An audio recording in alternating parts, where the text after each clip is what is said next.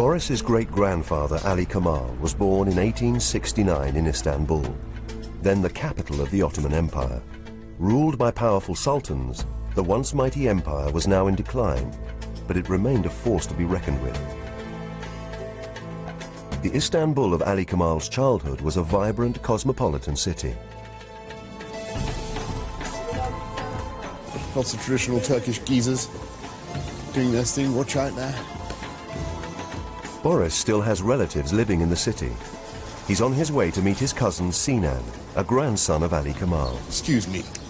Kirashli Masjid, okay. He's hoping Sinan will be able to tell him about Ali Kemal's early life. Maybe this is the Kirashli Masjid.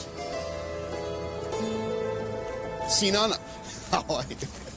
You made it. Lovely to see you. How, listen, Sinan, why did you ask me to come to Kirashli Masjid, okay? My grandfather, your great-grandfather, Ali Kemal, was born somewhere in the Syria. He was born somewhere, right? Somewhere. So he lived here for a while? He spent most of his childhood here. We don't know exactly which building it was in. No, somewhere in the Syria.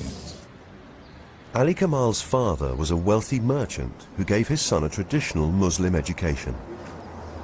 He went to a Quranic school. Right. And the curriculum consisted in memorizing the Quran. The whole Quran? The whole Quran, which is quite a feat when it comes to this, that he was aged 6. And which language was this in? In Arabic. Hey, here's the incredible thing. My great-grandfather, Ali Kemal, could not only read this whole thing, but he actually knew it all off by heart. Amazing. I won the Scripture Knowledge Prize, I want you to know. Well, that's what it is. Yeah, certainly. And the Wilder Divinity Prize. Ali Kemal's life didn't continue in a traditional vein. As a young man, he traveled to France and became a successful journalist.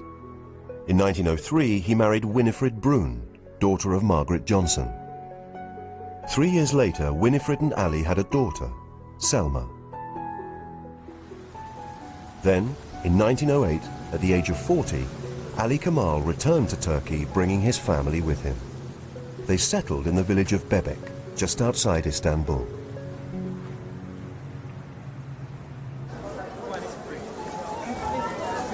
Boris knows that on his return to Turkey, Ali Kemal continued his career as a journalist.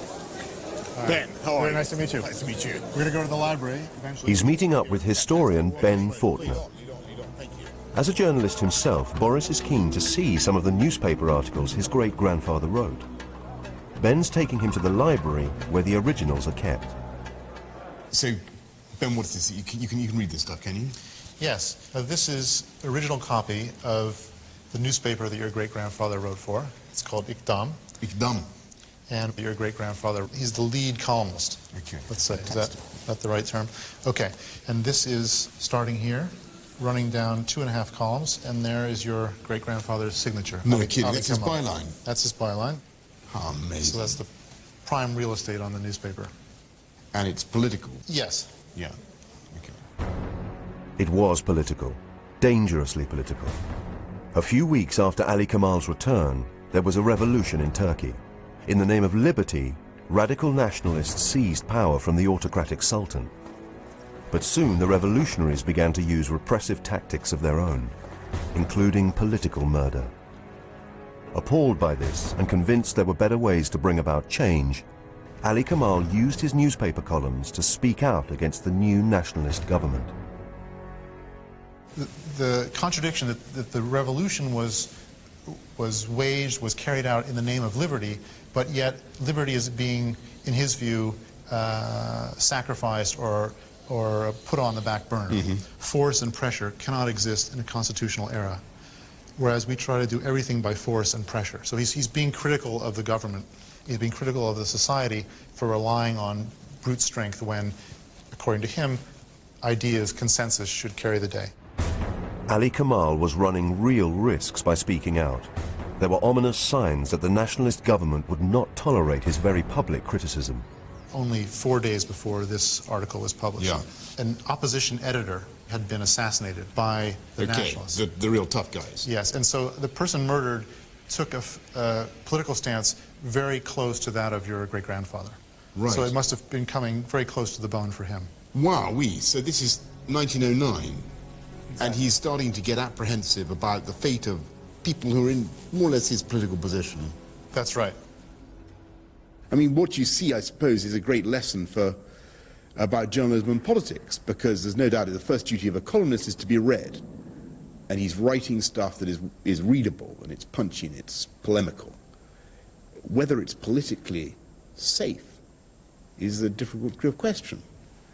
And that's where the boundary between journalism and politics becomes difficult.